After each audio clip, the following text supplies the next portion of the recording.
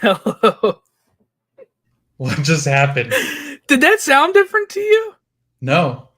Oh What did my it do? god, Did it like glitch? it sounded awful to me. Like not like that well, it sounded like I could hear the drum more. I don't know what was going on. Thank you for coming and joining us on the Stateside Soccer Show. That just threw me off so much, and then like I was like, I don't know what's going on with that. I'm Jordan Weand, and with me today is a man who will be at the game in Orlando, Logan Stump. We've done it, Jordan. And I posted this on Facebook. I wanted to post it after you did, but you never posted it, and then you posted it late, and then it was just you. And I was like, I kind of feel weird just posting a picture again of Jordan, like on my own Facebook, like, hey, Jordan did it. But no, we did it, Jordan.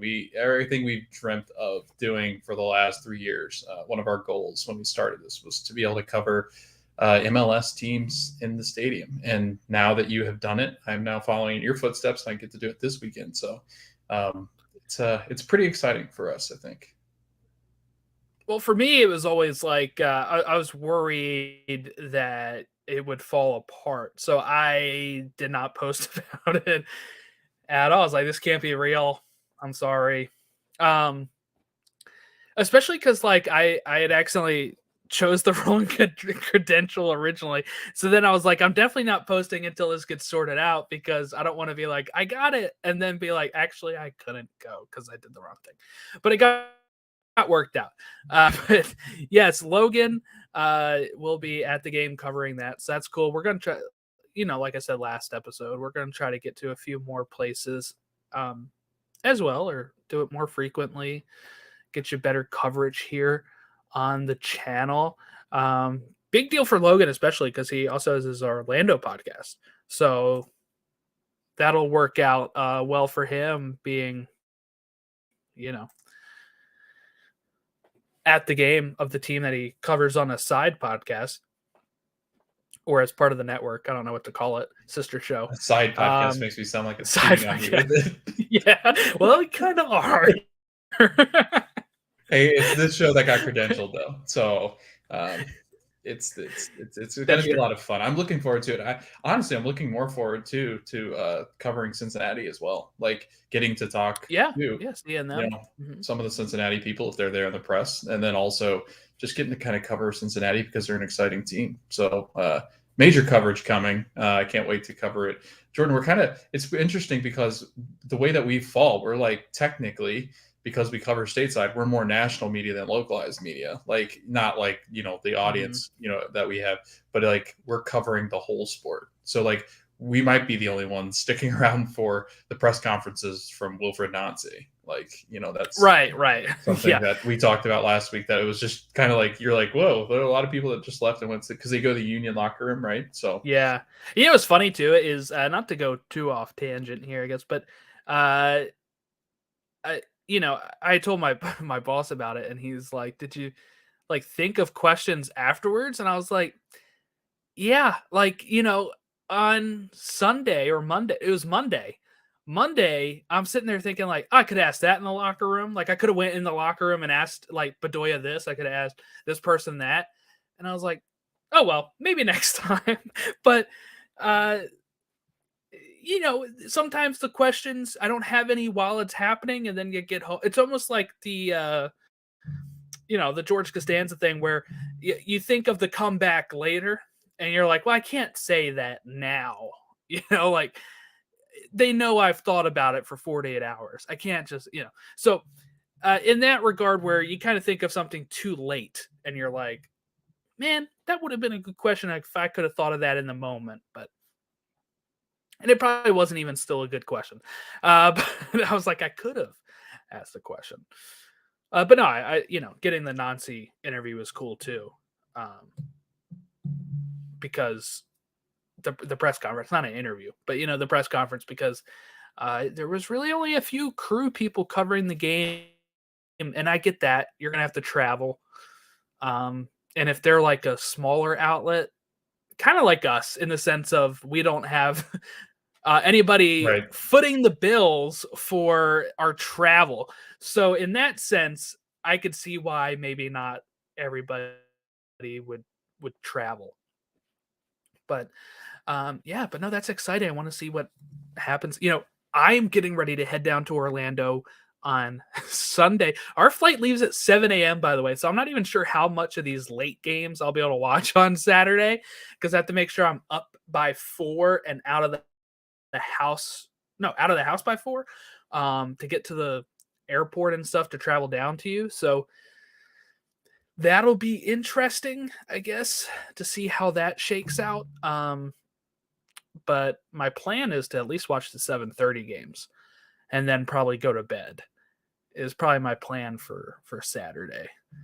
I was just thinking, like, if you had known this before, like, you could have gone with me Saturday night. That would have been cool. That would have been cool. But we'll see. We'll see how it goes. Maybe they'll hate you, and then I won't have to. Yeah. They'll be like, with you. bring the other guy. Like, what's wrong with this one? You sent the second hand. Like, what is wrong with you? Yeah. No, just a joke. But no, I'm excited for you, man, because it's cool that it's kind of working out back-to-back weeks like that too. Yeah. So that's pretty cool. You got to still go to the opener for your birthday gift. So pretty exciting. But today we're going to be talking about the midweek, not the midweek action. Sorry, we're going to be previewing the weekend in the midweek here. 3 clubs have yet to still start their campaign. That's LA Galaxy, LAFC, and Chicago Fire. Only one of those was scheduled to have not started yet, but the El Tráfico got pushed to July 4th due to weather. It was actually snowing in Burbank today and in Disneyland. Did you see that? No. Are you serious? Yes. What is happening? It was literally snowing in Disneyland today. We have fire weather warnings for Thursday, tomorrow. I was like, man, that would have kind of been cool if they snowed when I went to Disneyland, but also I'm dealing with that here. I don't need to deal with it there. So not as good. Okay, but LAFC open at home against Portland. We'll preview that later. Chicago Fire host NYCFC in their first match of the year, and Dallas are hosting the Galaxy in Galaxy's first match of the year. The season still has no draws, as the Monday night game came and went with a Portland win over SKC. We'll talk about that in a little bit. But yeah, no draws. Everything's flying right now. Let's catch up on some news right now. Chicharito is out for 2 to 5 weeks. Logan, I don't know if you saw this, but he announced this on Twitch today while live streaming some stuff. And Greg Vanney was not happy about that. But here, I'll stick up for Chicharito on this end of it, because I think MLS has to start being more open about injuries. And you know what? If a player feels like disclosing that, I think that's fine. I mean, the NFL has to be a lot more transparent in it because of fantasy and stuff. But if we want this league to be taken seriously, and if we're going to have sports betting affect the league, or if we're going to have fantasy take off, and we have to be more open with injury reports as a whole. I think it's ridiculous when we kind of are waiting so long to even get any news on that. So I'm fine with Chicharito saying it. I get that there's usually some sort of decorum with this, where the manager announces it, blah, blah, blah. But I don't really have a problem with it. What's your thoughts on announcing it via Twitch? I mean, I know Sergio Aguero made a habit of that, and Pep was never happy with that. But again, like you said, it's soccer for some reason, and I think it works in other countries because it's typical, because soccer usually is the biggest sport, and they kind of keep it secret over in those leagues. Like they'll tell you maybe like KDB's out for a couple of weeks. Like they'll just say that, like Pep will allude to it.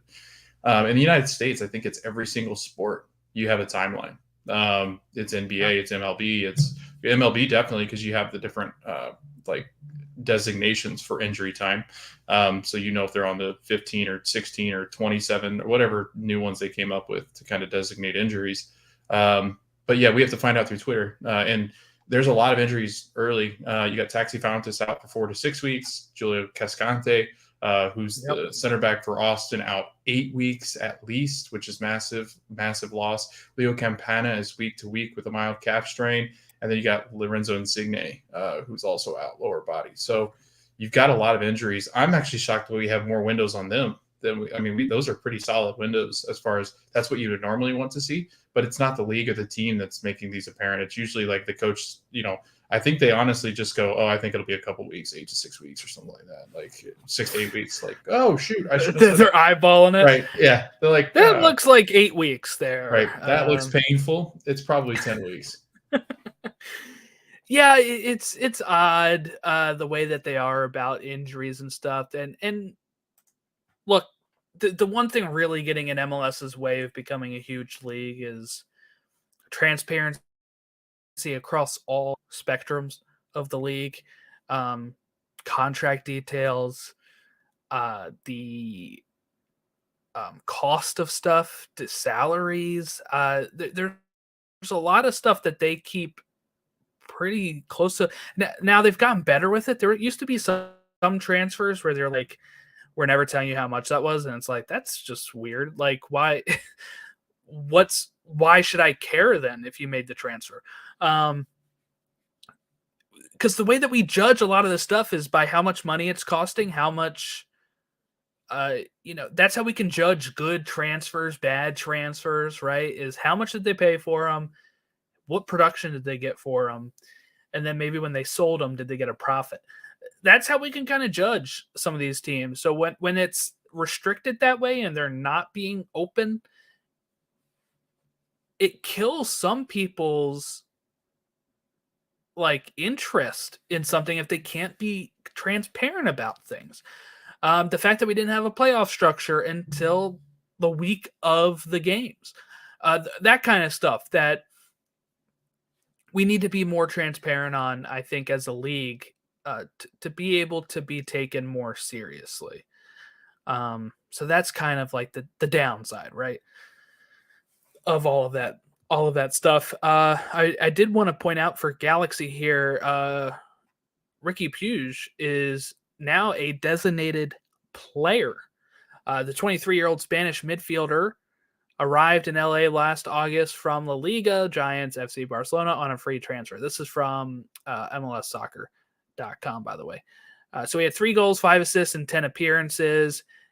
There was also that weird report saying he was bored of LA, but he apparently is now signed a deal through the end of the 2025 season, and he's a DP, so it doesn't look like he's going anywhere right now. But we know in soccer that can change on a dime. But I would say a great move, be able to lock him up, have him under some team control. The team can approve or decline transfer requests as they deem fit.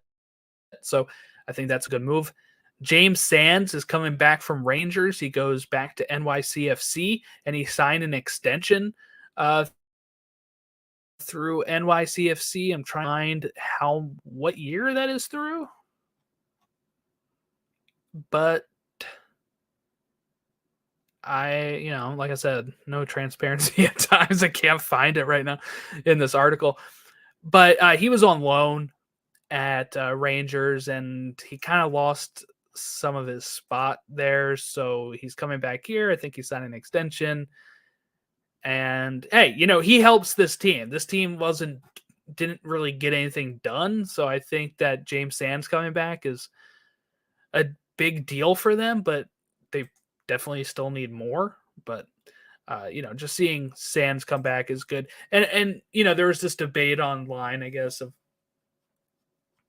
how good it is for MLS in that sense.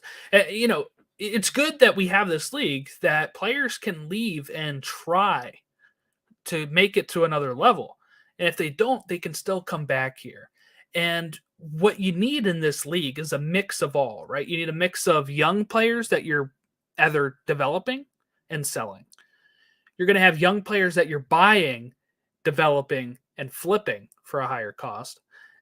And then I think you also need the players that are MLS lifers, right? These players are a big deal because they are the ones that you can grow an attachment to at your club, right? Soccer, it's so hard at times to develop a connection with a player because of how fast they move, right? It's almost like the NBA. Like Russell Westbrook's been on like 5 teams in the last 3 years, So like sometimes it's hard to grow a connection with the player when you know that they're just going to leave. In my opinion, while I have a connection with Brandon Aronson for watching him come through the Philly Academy and playing, he didn't play that many years here before he moved on. He's not getting a statue out front of Subaru Park. And my mind right now is that, I'm writing a piece for Todd's website, The Free Kick, about Ring of Honors, but I'm also starting to think, how about statues, right? Are we ever going to get a statue outside of Subaru Park? What is the requirements for being a player that gets a statue? Well, I can't see it being a DP that comes here for 2 years and gets flipped for $18 million. I don't see that happening. So it's going to be your MLS lifers, or it's going to be players that are here for 7 to 10 years that win a title, win some sort of trophy, an exemplary captain or something like that. The top of my head, the only people I can think of that would probably get a statue outside Subaru Park would be like Andre Blake and Alejandro Bedoya, are the only 2 people I can think of. Even Sebastian Letou did not have that many seasons with Philly due to our idiot coach Peter Nowak at one point trading him. So that again is thinking like, okay, what's the requirements for Ring of Honors? So for fans to have connections, you do need the players that are going to stay in MLS most of the time. These are the players that you're going to end up building around, in the sense of they will be there for like 5 to 10 years, and then you're going to supplement them with the pieces that you're looking to flip or youngsters that you're bringing in to then sell. But the good thing with the Sands thing is that when they try it and they can't make it, you can bring them back and you can be like, you know what, you tried. And that's what the player can say too. I tried, but I feel like I fit in best at this club, and now I'm going to be an NYCFC player for the rest of my days or whatever. And, he's an MLS Cup champion. It's all good stuff, but it just kind of leaves us where we can't always have the models of like the Dallas, where we're like just constantly selling. There has to be some players that you can grow attached to, some players that are going to play for your club for years. And again, that you can build statues around, that you can put into your Ring of Honors, that you can retire their jersey number if that's what your club's going to do. Because ultimately, that's how fans grow attachment with players, right? Is when we look back and say, who's the legends of your club? Orlando, Kaká? Is that it? Probably it right now. And he wasn't even there that long. But like, there's certain things that Orlando almost shipped out most of their team and brought in a whole new team, right? So like, that's where as a fan, sometimes you're like excited by the turnover, but you're also like at times, okay, I don't know that guy yet. I don't know that player yet. And it sometimes is hard.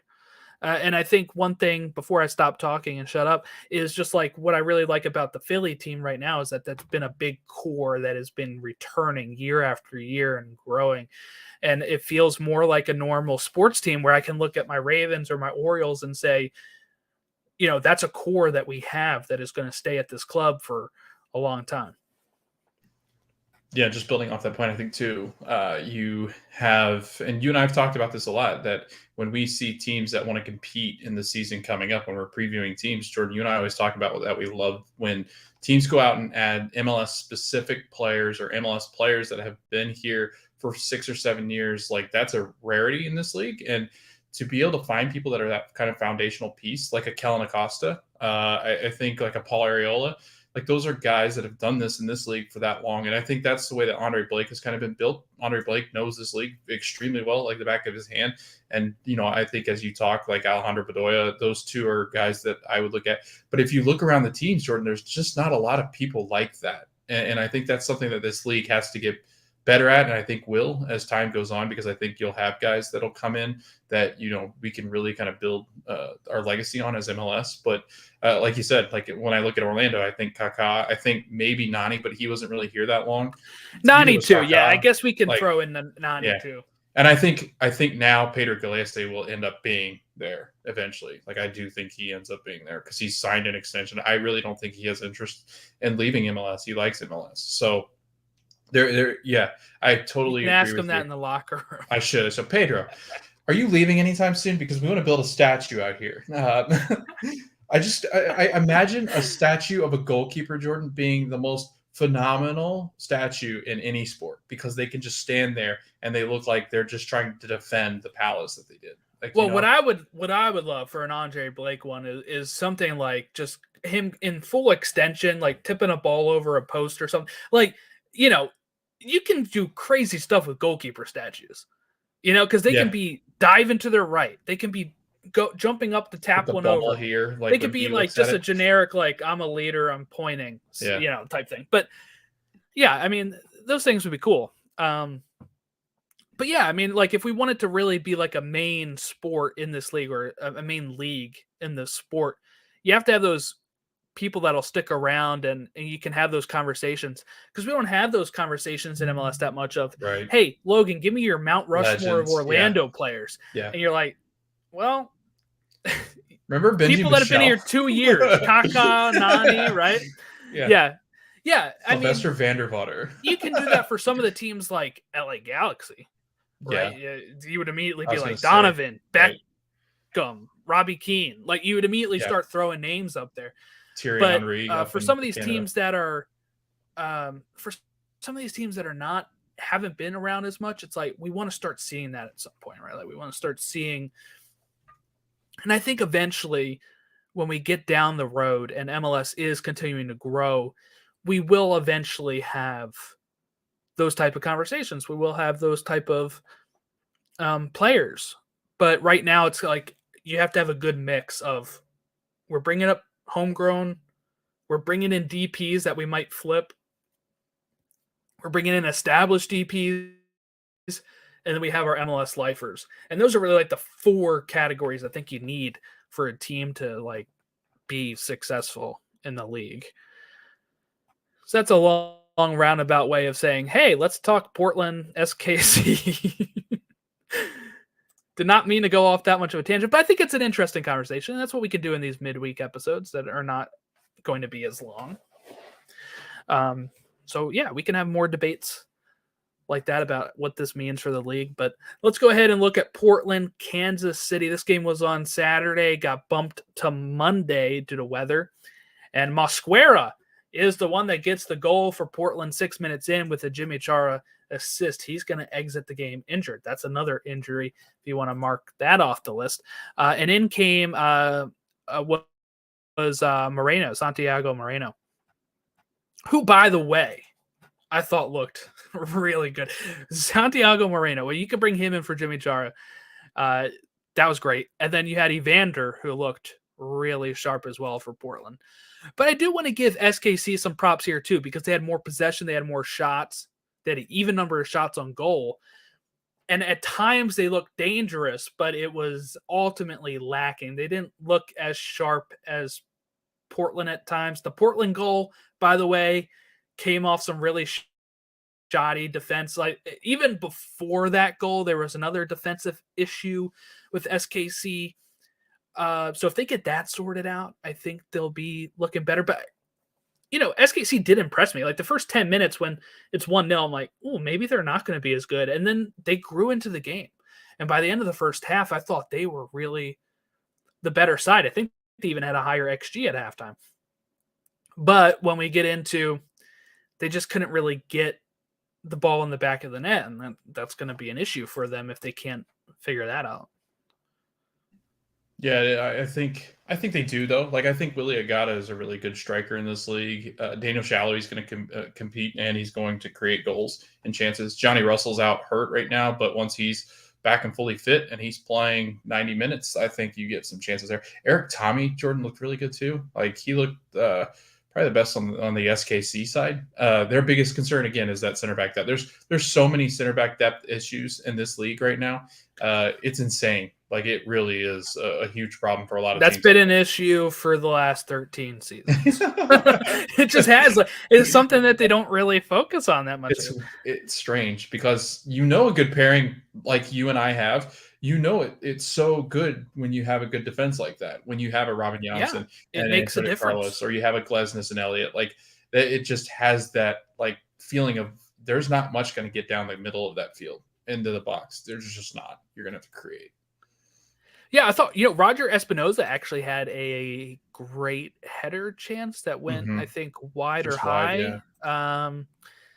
But yeah, I mean, geez, talk about a player that's been here forever. He did go to Wigan at one point, but Roger Espinoza, who has been in MLS since 2008, when they were still called the Wizards, and just how long he's been at that club. He's 36 now. You got to think he's probably not going to last too much longer at SKC, but just somebody I remember watching all the time, and he was always so good, but still be dangerous getting the header that was just wide. But yeah, more possession. They had 12-7 shots, by the way. But out of those 12, only 4 on goal, while Portland had 4 on goal. What I would have liked to see for Portland is adding another goal. I felt the way it was 1-0, it really could have been 1-1 SKC at any time. I think that there was a time where I was nervous for Portland. I'm like, you got to get another goal. Turns out they didn't need to, but if I was a Portland fan, I'm sitting there like, God, we need another goal. Especially they're going to face LAFC in LA next. So it's funny, they had the last game of the week, they have the first game of the week coming up here on Saturday. So all in all, you can't say bad to get 3 points, but what I would have liked from Portland is just another goal to really seal it. SKC, I think that they left a point on the table here. I think they could have got a draw, ended up not happening for them. But ultimately, you're thinking away from home, week 1 at Portland, maybe not that bad, especially that the playoffs are so forgiving with 9 seeds. So if you're SKC, I think you can rebound from this pretty quickly. I've got a question for you. You think with Jimmy Chara down, they're not very deep. Is that something that's a concern for Portland this year? Just because they seem to have a really aging roster that just they need to depend on health, and they're just not going to get it, I don't think. If Santiago Moreno is filling in for him like that, I'm not too worried. Now the issue becomes, again, depth. Like you're saying, like, okay, then now who do we take out? When we take out Moreno to get rest, who are we putting in?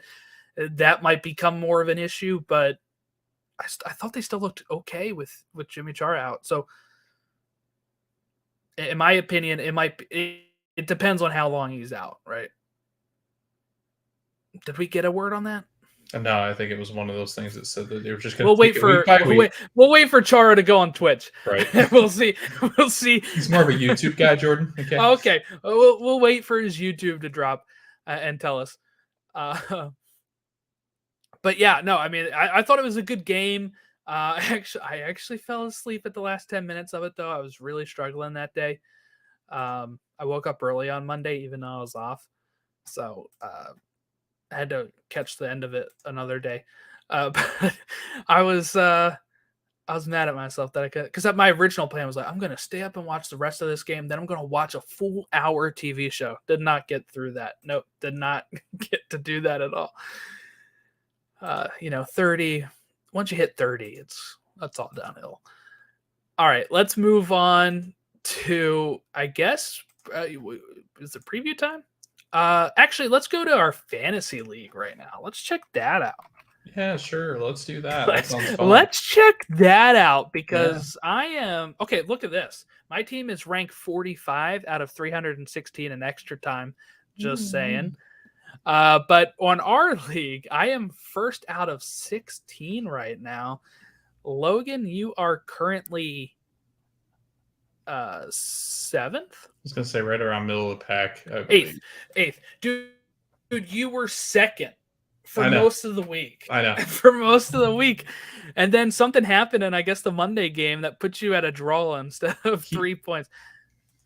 He had somebody playing. We play head-to-head. Yeah. He had somebody playing, and I couldn't see, and I never cared to go back and check after I figured out. I thought I lost, and then you corrected me and told me I drew, and I was like, "Oh, okay, that's better." Made me feel a little bit better. But whoever it was only got 1 point because I was ahead 77-76 before the Portland SKC game. So he had somebody. Maybe he had Jimmy Chara, and he played, like a certain amount of minutes or something that he had to play, and then he hit I can check. point. Yeah, I don't know who it was, but it was whoever that was got 1 point, and it tied us, which was lovely. But I had such a good week too. Daniel Gazdag, I had captain. He had 2 goals. Like, I was flying high, man. Did he already change his team? No. So he didn't have anybody on Monday. It must have been a late Sunday. What was Sunday's game? It could have been that too. I didn't check. It was Seattle, right? Yeah. Huh. It was because Seattle. I thought I looked Monday and you were still Rapids. winning, but he didn't have anybody playing either of those days. I wonder what happened. He cheated. He has a Chicago player who's on a bye. Well, they probably gave him a point because they feel bad.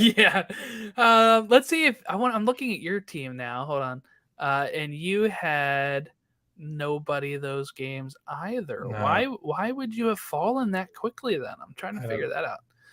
You've rigged the league, Jordan. You don't want me. I did. Yeah. Well, you know what? My dad is sitting last place. I think he'd be mad if I rigged the league. Here was my team. All right, I had Petrovic as my captain. He got 18 points. I had Elliott, Zimmerman, Mensah, Brandon Bai.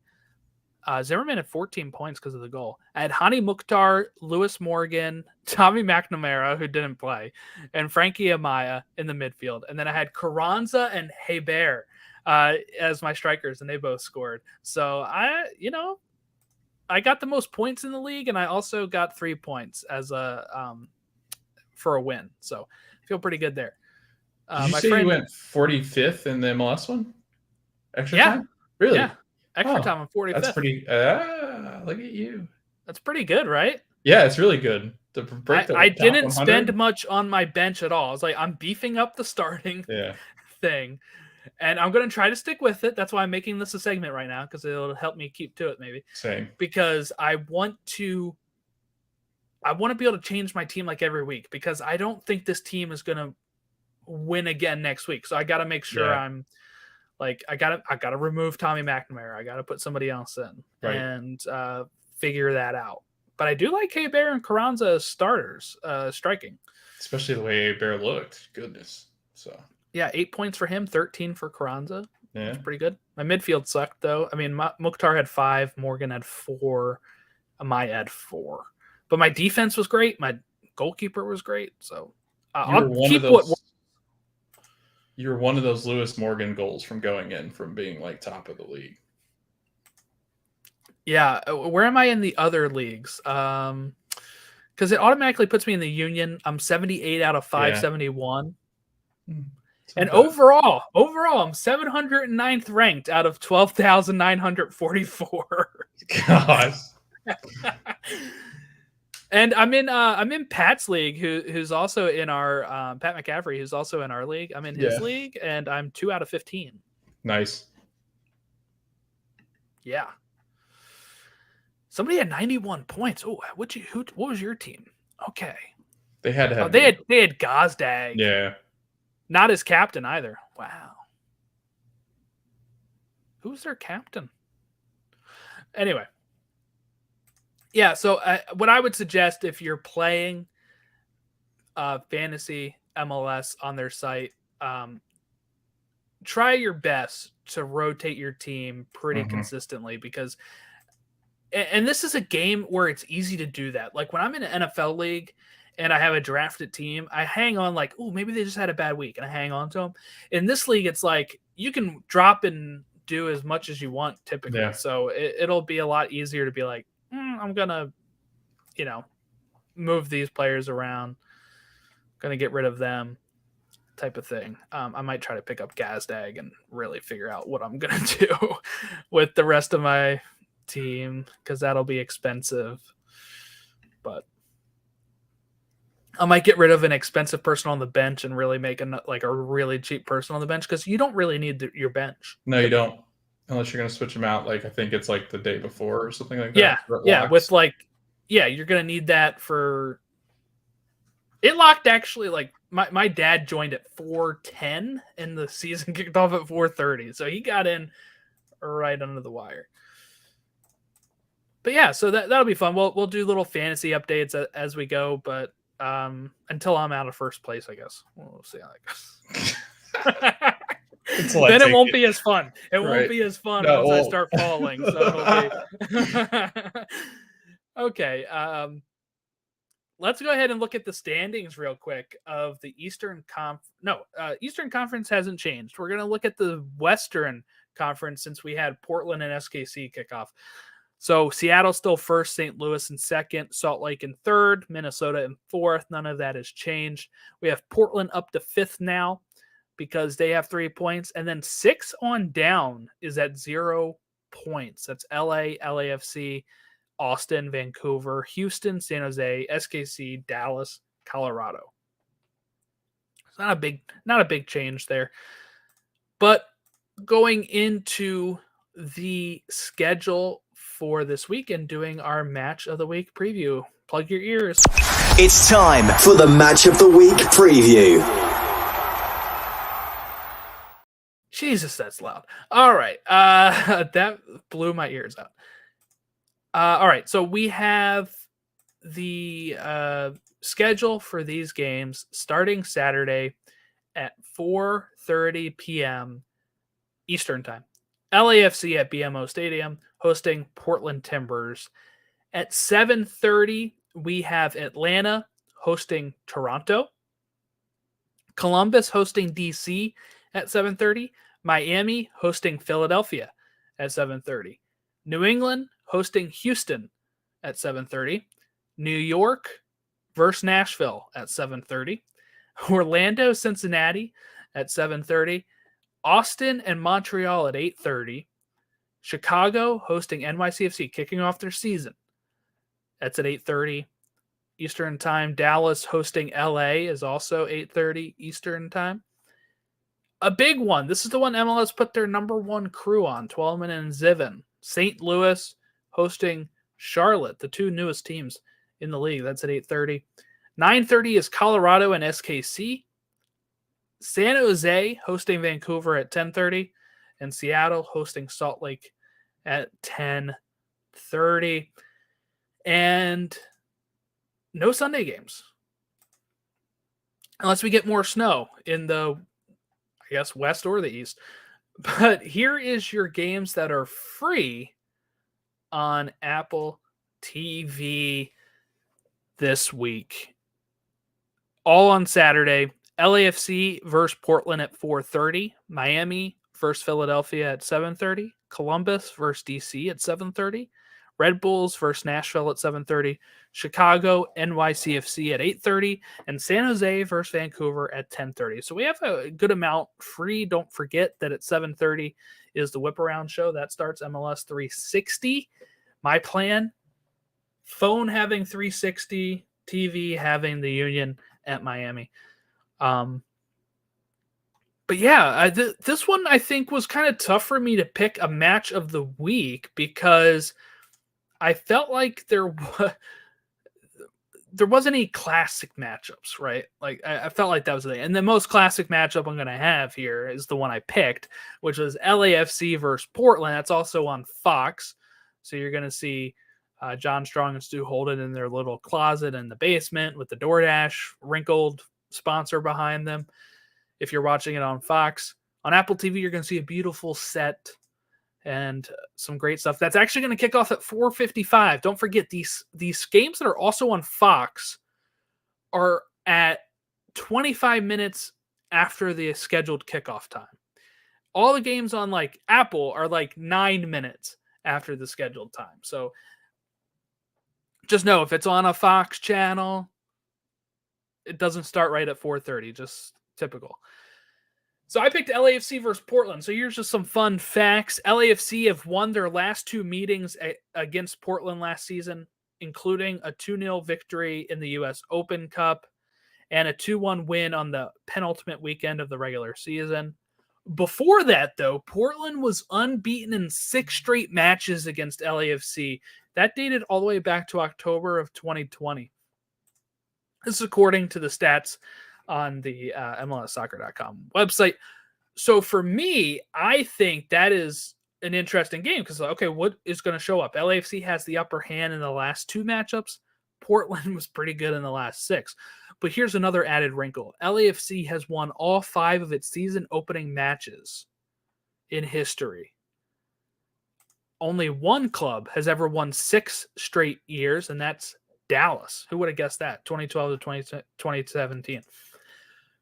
My point being, though, is this wasn't supposed to be LAFC's opening season game thing, so I don't know how much stock we can put into that stat, but it is home for LAFC.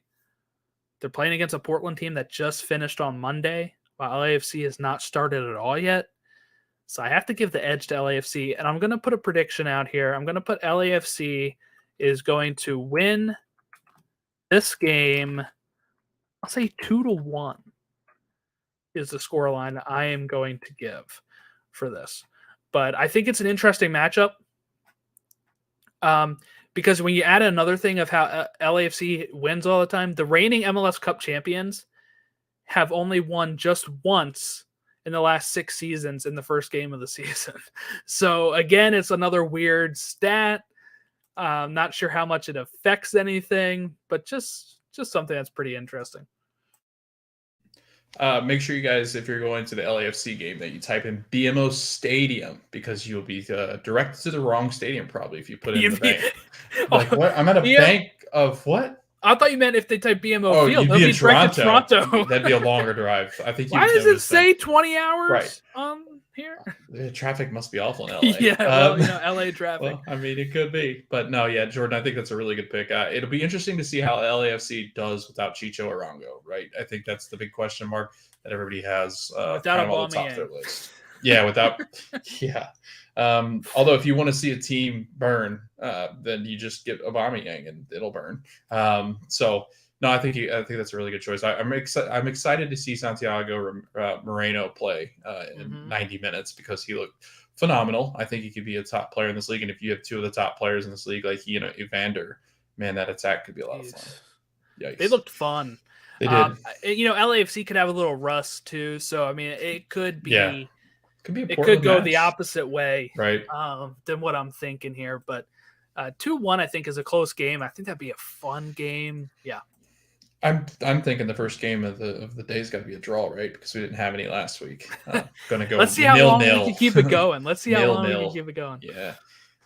Jordan, I think honorable mention obviously is Orlando and Cincinnati because I'll be at the match, but I cannot help but pick St. Louis just because they're heading home, a sellout crowd. I think Taylor Twellman said like they're going to be 20 some odd thousand fans filling the stadium.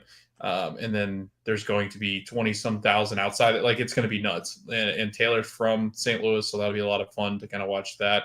St. Louis got a win in Austin. That's a massive win. They're playing against this Charlotte team that really struggled in the first match of the season. Really haven't gotten Karol Soderski back to 90 minutes. I'm not sure he's going to play 90 minutes this game either. Be interesting to kind of see how St. Louis plays. Joao Klaus scored a phenomenal goal in Austin in his debut. I think you're ready for some fireworks. I think you might see this team come out energized, ready to battle. I'm going to say St. Louis is going to win 2-0. I'm going to say that they absolutely come out all guns a-blazing, the attack in full force. And I'm saying that St. Louis gets the clean sheet, showing fans that, hey, we're here. We're a serious team. We are a force to be reckoned with here in the Midwest. And if you want to debate whether it's the Midwest, go ahead. It's not up for debate. I think they are Midwest. They're like the definition of it. But Jordan, one of the best sports cities in all the United States, St. Louis. Yes, I say that as a Cubs fan. So take that with a lot of weight because it takes me a lot of time to kind of come to terms with that idea. But I'm looking forward to it. if you're looking for other storylines, Miami at Philly is big because they've kind of started having a little bit of, I wouldn't say like a huge rivalry, but when they had like, Miami has beaten Philly before, and their expectations are high for both of these cities, I think, and their clubs. So that's an early matchup in the East Conference that seems pretty cool. If you're looking storyline wise as well, Chicago kicking off their season, Dallas hosting LA Galaxy in LA's first game of the season as well, which Dallas disappointed, this past weekend. How about LA? They don't have Chicharito. How are they going to be in their first game out? A team that also has probably high expectations, LA Galaxy. So, yeah, there's some cool storylines here to take a look at. Red Bull Nashville. I think Red Bull have to get a win, and Nashville looked really good in their first opening game against NYCFC. Can Nashville sweep the New York team in the first 2 weeks? That would be pretty interesting. At Red Bull Stadium, and Hani Mukhtar should be back to 90 minutes. I don't know. We'll see. I don't know how they're doing with it. And I know we're pointing out another game here. I'd like to kind of talk about each matchup as well, but Austin hosting Montreal. So this is their second home game now. They lost the first one to a shock late goal by the newest expansion side. Montreal is not good. It's not projected to be as good as they were last year because of the loss of Wilfred Nancy and some of these players like Mihalovic and Joaquin Torres. So can Austin bounce back here against an Eastern Conference team that isn't projected to be good? That'll be a question of, if they don't, then it's panic button city, I think, even 2 weeks in, because you're going to be like, whoa, what is going on here? Right. But like, I'm sure that'd be an overreaction, I'm sure. But I know the Austin fans. I know the Austin fans on Twitter. I know that if they lose to Montreal, it'll be panic button city for Austin. So keeping an eye on that, I expect them to bounce back and hit the ground running again. You don't really get to do too many, do-overs in week 2. And what I mean by that is a lot of these teams that were home are away in week 2. Austin has back-to-back home games. Get one of these as a win. If I'm Austin, even if it's a draw, I'm like panicking if I'm an Austin fan, because I'm like, whoa, Montreal is not good, right? So that'd be something I would be looking at curiously. That's at 8:30. If we're talking about all of the games here, Colorado at Kansas City. Colorado looked awful against Seattle. SKC looked good against Portland, but couldn't get the win. I would expect an SKC win, but if you're Colorado, you're at home. You want to get some sort of bounce back from a 4-0 loss. I mean, I don't really know what else to say about that match. I think that they need to kind of turn it around some. But you know what? I'm saying that the Rapids are unbeaten in their last 9 home matches against Sporting. 5 wins and 4 draws. So maybe it's not going to be as easy for Sporting Kansas City as I was just thinking. Yeah, but I think you're safe to say that, like, I would honestly, if I had to pick, I would think that Adrian Heath, no matter how many extensions he signs, he's in danger with his job if it goes south quickly for them. And they're the team, I think, not playing this week, now that I say that. And then... Yeah, that's what I want to look at too. Yeah, but I don't see them on here. So, yeah, they're the one team that's not playing this week. But I think Colorado, right? Robin Fraser would be in danger here if he started to kind of slip up a little bit. I think that a lot of people were saying, looking around the league, Ezra Hendrickson in Chicago those are 3 names that were pretty high on the list of, like, seat could get a little warm if things start to go a little south. And I think Chicago's, they're destined to go south. But yeah, no, I am interested to kind of see if Colorado can pull it. I'm not convinced that SKC are back, and I don't think that they win in Colorado. But what's the opposite of match of the week? The disappointment of the week, and I know exactly which game this is headed to. San Jose, Vancouver? Yeah, is that the one? Yes. Is that the one you thought I was like, oh man, I just hope San Jose goes absolutely goal berserk. Well, here's the thing. San Jose has won or drawn 14 of its 15 MLS home games against the Whitecaps since the Whitecaps have entered the league. That's so sad. So, but saying that, that's MLS home games. Okay. Series wise, Vancouver has 11 wins, 12 draws, and 9 losses to San Jose. So even with that stat, Vancouver has an edge in this series. The last 3 matches finished 2-0 San Jose, though, 3-3 in a draw at Vancouver's home, and then at San Jose, 1-1. So San Jose does have the edge in their home. It is at their home. So that's what it is.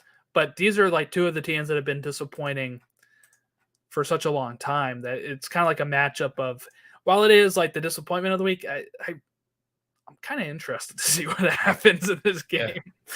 Well, Sergio Cordova is going to get a start for Vancouver, so that'll be exciting. The DP that's coming over, he has been in this league, so I think he's somebody that could be interesting for Vancouver. I want Cade. I think Cade might be hurt. I haven't seen anything, but I don't think he played last match because I was trying to look through their stats and I didn't see him listed. So I'm interested to kind of see how San Francisco, they might as well be San Francisco at this point, but San Jose play, just because I think they were somebody I was pretty high on this season, and it's kind of been a letdown so far. They had a lead for so long against Atlanta. Yeah. All right, you know what's another game that's coming up in the West that is a lot closer than it may seem? Seattle, RSL. Seattle has 15 wins. 8 draws, and RSL has 16 wins. It's a pretty even matchup here, but it is at Lumen Field. Seattle just crushed the Rapids 4-0 at this same field. But RSL, the last 3 matches, which stretches back to November 23rd of 2021, have not lost a game against Seattle. 0-0 in November of 2021. March 5th of last year, 1-0 RSL. 8-14 of 2022, 2-1 RSL. And that was, in 2 of those games were Seattle home games. So you might have the edge here, RSL. We'll see how they do. I don't know. I'm pretty interested in this match as well, but it's not like a sexy matchup. I will say it's the Garth Lagerwey Cup. So that's pretty cool. I'm dubbing that right there.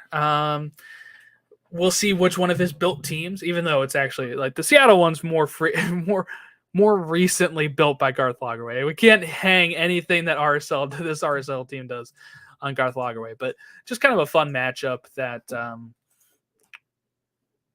I did not think. There's not many teams I think that Seattle probably has a losing record against, and I think it's interesting that it's RSL. I kind of like their chances too. They're good defensively, which a lot of people just forget. But when you got Justin Glad and you got Zach McMath, like really good defensive numbers from RSL, and I think that's why they compete so well with some of these teams, and they hang around that 7th spot in the playoffs because they have a good defense. Their attacks got a lot to be desired. But Damir Kreilach looked good. That was really important. You and I talked about how important that was to the beginning of the year. They're playing against their old boy in Albert Rusnak, so that'll be a lot of fun. But yeah, there's something, and this was a really good point that producer Anders made over on Extra Time when he said that, and I think a lot of people forget this roster, Jordan, won Concacaf Champions League. It's not like it's a bad roster. It just wasn't healthy for MLS. This could be one of those teams that, again, we underestimated, but I think we had our rights to, just because we were afraid of what might come from a really bounce back kind of year, and a year that we were kind of, I think a lot of their success hinges on injuries. And I think it starts off with Rui Diaz getting hurt, and you're kind of like, oh crap, not again. But so far so good. Hold your breath. We got 3 more matchups to preview here. Columbus facing off against DC. Columbus coming off a 4-1 loss to Philadelphia Union, and DC coming off a 3-2 victory over Toronto. So kind of a very interesting two different teams matching up here at lower.com field. Columbus have lost just 1 of their last 5 meetings against DC United, and that is going back to 2021. And each game has been that has involved at least 3 goals between the teams. So maybe a 2-1, 3-0 type thing situation is what we're going to be getting here with Columbus DC. This is a pretty classic matchup. You want to know how classic it is? How many games they've played? 34 wins for Columbus. Why? 13 draws and 38 wins for DC. So DC has the edge. But That's since so cool. these are two teams that stretch back to 96, so Yeah. they've played each other so many times. Christian Benteke score again, Jordan? Yes. Cool. Yeah, I'm going with yes too. Go the over. Over half. Yeah, Over so half. does he score half? Yeah, so Half we a have to goal. say yes. Absolutely. He does. He scores one, Yes. right? Scores one. If he scores 1.5, no, I'm not going 2. I don't. Yeah, think I can do if that. he splits the ball in half and scores, I'm gonna be really impressed. New England and Houston. I think this is interesting because Houston really needs a win. Ben Olsen, that first game they ended up Look good against Cincy. Yeah, but they ended up losing the match, right? And then now you're going against a New England team that ended up winning it late against Charlotte. So it was Charlotte. Yeah, so it's kind of like, what are we going to see here? But it is New England going back home. I'm just being a devil's advocate. No, it is. You're right, though. It is one of those things where I'm not sure what this game entails. And probably why I didn't pick it for Game of the Week, because I don't know how good either of these two teams are. So it'll be interesting to see how that happens. I think it's also weird that Houston is starting the season with 2 Eastern Conference teams. Not really sure what the hell that's about. But okay, whatever. Odd. Isn't that odd? Yes, really odd. I thought the same thing. Although, and then Charlotte bounces to St. Louis. I'm so confused. Why not Houston, St. Louis? Or you know what I mean? It's so strange. Yeah. I get it. But I guess old or new expansion club with last year's expansion. Yeah, that's an interesting matchup at least, right? Yeah. MLS, if you are bored and you want Jordan and I to create the schedule next year, we would do so. Don't put that pressure on me. It'd be San Jose versus Miami. And then San Jose versus New England. Every week. Okay, Atlanta-Toronto is the last one we didn't talk about. But Atlanta has not lost any of its 6 regular season home games against Toronto since 2017 when it came into the league. But Toronto did end Atlanta's season in 2019 with a 2-1 win at Mercedes-Benz Stadium in the Eastern Conference Final. So not a league match, but a playoff match. So, yeah, so some pretty interesting stat, I guess, there is that they typically don't lose regular season games against Toronto here. Look, Atlanta had such a great atmosphere last week. We'll see if they can kind of duplicate that for week 2. They're going to need Almada to play well. He was player of the week for good reason. 2 goals, 2 late goals. But Toronto needs a win, man. Toronto, at least a point. They need something to show some sort of momentum after losing a game against DC that they just had. They've not had a home game yet. They had a game in DC. They're having a game here in Atlanta. Bradley, I feel like, is going to feel the pressure this year. They have Bernardeschi. They have Insigne, even though he's injured. They're going to have him for a full season. They need to do something. Yeah, Sean Johnson. They have Sean Johnson. Yeah. I was going to ask you about that. Matt Hedges, they went out and did, and that's the thing, though. When we talked to Jeff, it was what's the vibe around this team? And he's like, well, I mean, with the Italian duo that we have with Sean Johnson added, with our defense looking better than it was, I mean, expectations are probably a 4 spot, 5 spot, getting back to the playoffs and actually performing. I don't think he was that high on him, but I think that's where a lot of their fans sit. And if that's where the expectations are, man, I look at this team and go, there's a lot of concern. And if things don't go well, and they've not really gone well so far, if things don't go well and Insigne gets hurt, Bernardeschi can't do it alone. And I'm not sure the defense is any better than it was. So it's interesting just to see kind of how these pieces are kind of fall together. But yeah, I think Bob's going to start feeling some heat too if they start. And they should. This Toronto team, they spend money. Right? That's true. These are owners that spend money consistently. When Greg Vanney was there, before Greg Vanney was there, this team has spent money. Here's an issue that's scary too if they end up losing this game, okay? because going back to the end of last season, Toronto has now lost 6 in a row. And they've conceded at least 3 goals in 5 of those 6 games. All right, so they tried to shore up the defense. Last week, they still ended up giving up 3 goals. They have only had 1 regular season losing streak in MLS in the MLS club's history that was longer than the 6 last games. That's 9 from March to May of 2012. So that to me says, I think they do lose this game against Atlanta. I do, because I think that Atlanta at home is tough to beat. And if that's the case, that'll be 7 in a row stretching back to last season. If they end up giving 3 goals again, that'll be an issue. That'd be 6 out of 7 games that they give up 3 goals when they just brought in Sean Johnson and, like you said, Matt Hedges, and they're trying to fix some of the defense. That's an issue. When's their home game? Do we have? It has to be next week, right? I mean, why would they wait any longer than that? Well, Jordan, they moved their stadium. They moved it to LA. How are they supposed to play at home? They're looking in Toronto going, they host Columbus. They host Columbus week 3. I think that is a game that they can probably win, depending on how fast Nazi can get. Tough match. Yeah, exactly. This was a rough start to the It really is for Toronto here. Not looking good. And you know what? The DC one was probably something that they should have won, right? You had to lead that late. At least get the point, but they ended up losing. That's killer. But if they lose, absolute killer.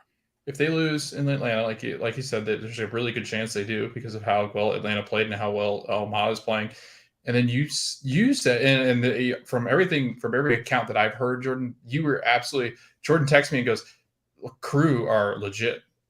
This first half has been like all Crew, and it's been Zelarayan and it's been Chucho, and they've just absolutely drugged the rest of the defense for the Union. And the defense of the Union is probably the best in the league. So it's like, okay, the Crew are going to be legit contenders, I think, in the Eastern Conference at least, to at least fight for a good playoff spot if they can figure out some of the issues that they've had in the recent.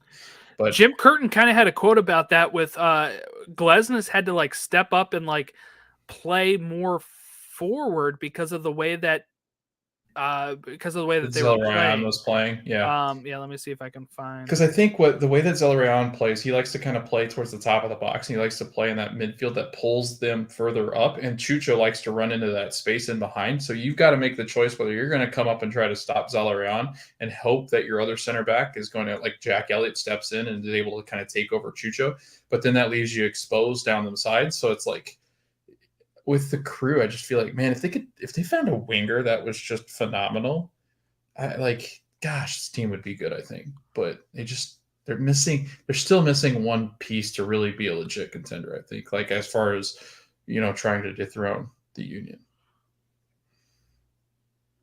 Let me see if I can play this real quick. Joked with Jacob just a second ago. He almost looked like a midfielder tonight because he was flying out of the back line. He's 40 yards over our midfield line, which is scary, but he had to do it in this game because if you let Zelarayan receive a ball with nobody on him, he can really hurt yourself. There you go. Yeah. So I'm not sure how well that came across, but he was saying that he joked with Jacob just a second ago because he looked like a midfielder. But like he said, he had to do that because Zelarayan in the first half was having space. He was moving the ball around, and then Glesnes had to step up and be like, actually, I can't let you do that. And it is scary because you worry about them getting caught out, and there were some chances where that may have happened and Crew get a shot off. But so it'll be interesting to see how Toronto plays that next week. But they have to first take care of business against Atlanta. If they at least get a point, I feel like, I don't know, going into your home game with 0 out of 6 points possible is a bummer, especially when you brought in 2 huge Italian playmakers, stars. Like you brought in a new goalkeeper that is like one of the best in the league. You brought in Matt Hedges. Like these type of things where you're like, it's like I'd be worried. But of course, it's a long season, so you can hit at the right time and still make a run. But if I'm Bob Bradley, I'm worried about job security at some point because they're spending money. And if you can't get the result, I think we're almost at the point where Bob Bradley and Bruce Arena are at the point almost of being around too long in this league. And that things have changed too much, or they've maybe lost the message, because that's a good point. It worked for Bob, I think, at LAFC because he was able to kind of start at that club and build it up. But when you're at, joining a club like Toronto that has huge aspirations, they were a winning team under Greg Vanney. They won an MLS Cup. They reached multiple finals and then had a bad year. And Bob Bradley comes in, mid-season last year? And, or maybe it was a full season last year. It was the full season, yeah. Right? It was half the season, the other. I don't know. Yeah. But yeah. Didn't have a good year last year. Understandable. They're like, okay, we'll give you more pieces. And now you're kind of like, oh, crap. It's not going well right now. Now it's 1 week. But when you're looking at the schedule right now, it's like, when do they get their points? MLS, because I do think Crew is going to be good at later point in the season. I think when Nancy has them playing the way he wants them to, again, there was 2 handball calls that gave penalties to the Union. So 4-1 looks flattering to the Union, right? Because I was at that game and I was like, first half, I was like, this is not going well. The way Zelarayan and Chucho Hernandez were playing, and Nagbe kind of got shut down in the second half a bit, but that's the kind of stuff that I was like, oh, geez, I'm kind of worried about how this is turning out. So I can see Toronto maybe struggling against them too, because Toronto, I'm not even sure how they looked against DC. I didn't get to see much of their game, but just the fact that they gave it up at the end, I don't have too much optimism about them. Yeah, and I think you look at the run of games, right, with Leagues Cup, with everything, and I imagine they're going to be competitive in Leagues Cup just because they do have a talented roster. Like, they could be a talented team, but again, like you said, it's just there's so much, like, depending on, if they get hurt, and we already have one down. So Insigne being hurt really hurts, and they've got no depth. None. And what was the timeline on that? Do we have that? No, it just said out. It's a day-to-day, so they're going to take it day-to-day on it. It just says lower body, which usually is not good because that's usually lots of leg issue, like a higher ankle sprain would be bad. It's the whole lower body, right? It's the whole. I mean, that's gotta hurt, right? If you can't, this whole sport's played with the lower half, so it's not good. But yeah, I think that's pretty interesting that Toronto is a big concern already. So Saturday, March 11th, by the way, is when I'm down in Florida. Games start at 12 o'clock that day because Fox picked Charlotte Atlanta for 12. So that's interesting. Before we go, I just want to kind of highlight these Champions League games real quick because since we'll be recording an episode hopefully while I'm down there, I don't want to put it all on there. But Tuesday, March 7th. Austin kicks off their Champions League at 6 o'clock against Violetta. I'm not sure how to pronounce that. Alianza hosts Philadelphia at 8 o'clock, and Tigres host Orlando at 10 p.m. Those games should be on like Fox Sports. I'm not sure which one. Probably FS2. If we're being honest, that's how they usually bump Champions League. Wednesday, March 8th. Toro is hosting Lyon. Olympia is hosting Atlas. And Vancouver hosts Real España at 10 o'clock. Then Thursday, March 9th is Motagua and Pachuca at 8 o'clock. And Alianza versus LAFC at 10 o'clock.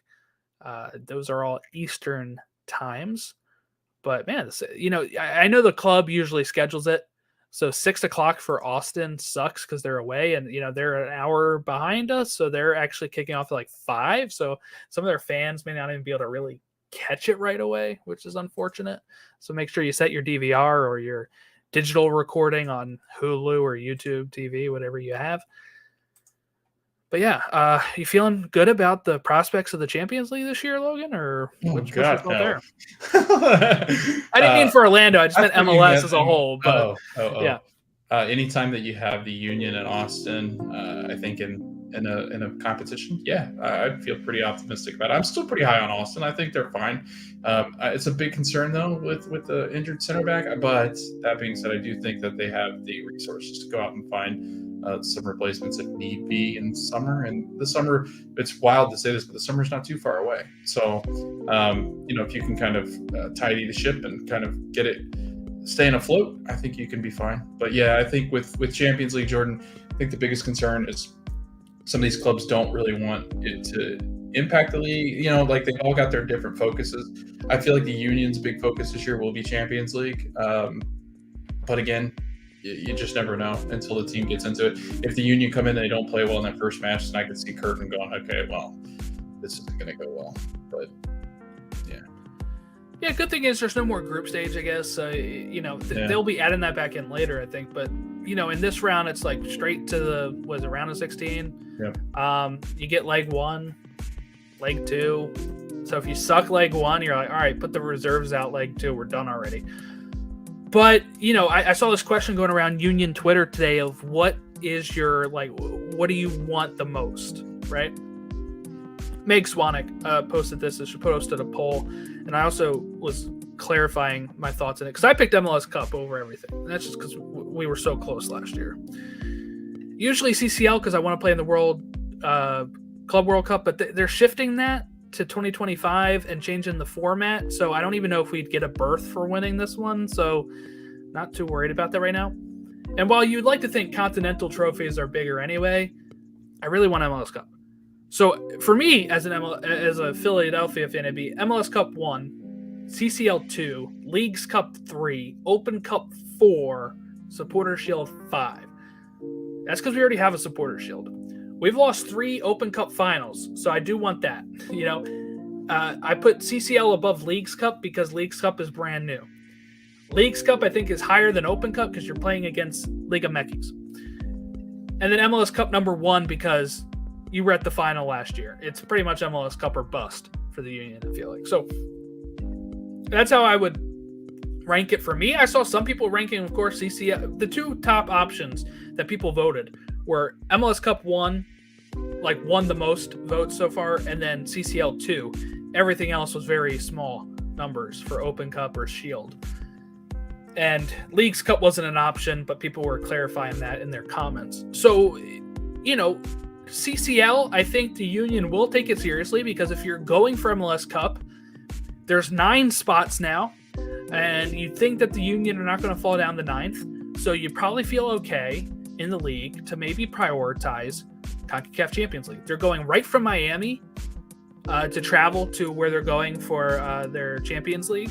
So they're not going back to Philly. They're going from Miami there because it's a Saturday to Tuesday, right? So that'll be interesting to see how some of these teams handle that. But how do you just feel being in the tournament, Logan? This is Orlando's first time in it, so I feel like that has to be exciting a little bit. Yeah, I think, realistically, if you're looking at Orlando's chances, I think this year, you're looking for a top 4 spot in MLS in the Eastern Conference. I think you make a good run, get out of the first round of the playoffs, get to, that second round, and then whatever happens, just because of the turnover with the club. Maybe they go and contend against the Union. I highly doubt it. I don't think they'll get home field advantage because I think the Union grabbed that. So that the prospects there aren't high. U.S. Open Cup would be nice to defend the title, but I don't think that's where you're going to be an interest.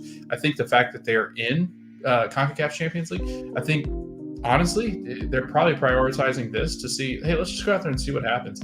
If they come away with that from that game, losing 1-0, or if they can somehow draw down there with Tigres, then I think you got to like your chances to come back home to Exploria because they're usually tough to beat at Exploria.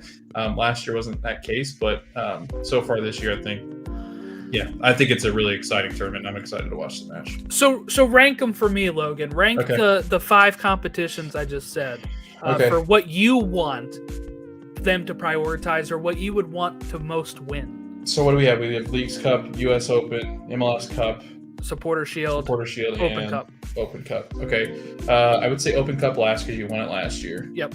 I would then say Leagues Cup. I would then say Supporter Shield, MLS Cup, Concacaf Champions League. Only because I just don't see a realistic chance that Orlando City win MLS Cup. Yeah, so you ranked them from bottom to top, right? Yeah. So your most want would be most one is Champions League, MLS just Cup. because. Okay. Yeah, we've never been here before. I know our side of the bracket's the toughest. I think you go 3 straight with the Liga MX teams, which is impossible. But I think that'd be a lot of fun. See how many we can get through without stopping. So I think Tigres, if you can kind of hold off, it doesn't look like you might be able to because they've been playing pretty well. But it should be fun. Some historic clubs down there, Jordan. Yeah, that'll be fun. It'll be fun when Leagues Cup happens too, and we get to see all of the teams in MLS and all the teams in Liga MX face off. So that'll be fun. But so I guess get used to more midweek episodes here. We'll kind of use these to preview the games because I feel like it worked better, right? We were able to do an hour 15 of this instead of previewing them in 5 minutes last week or making last week or Monday's episode 2 hours long. So I think it was already an hour 40 last week. So we'd be going on close to 3 hours if we had done this same length to preview. So I think that works out pretty well. Ted Lasso recaps. Our latest one just dropped today. Even though I said I'm out of town, we record them ahead of time. So Wednesday's episode will still drop on March 8th. Sorry, today is March 1st. March 15th, season 3 actually starts dropping. So you'll get a new episode and an old episode each week. We'll be working ourselves to the bone, I guess. And then, thank you all for listening. If you want to follow us or give us any sort of feedback at Stateside Show on Twitter, Instagram, and Facebook, email us statesideshow@gmail.com. We got a great email today. Logan can attest to that. And then, rate us on iTunes. Rate us on, it's now Apple Podcasts. Rate us there. Rate us on Spotify. And that's it. Have a great rest of your weekend, Logan. Good luck Saturday. Thanks, man. I'm looking forward to it.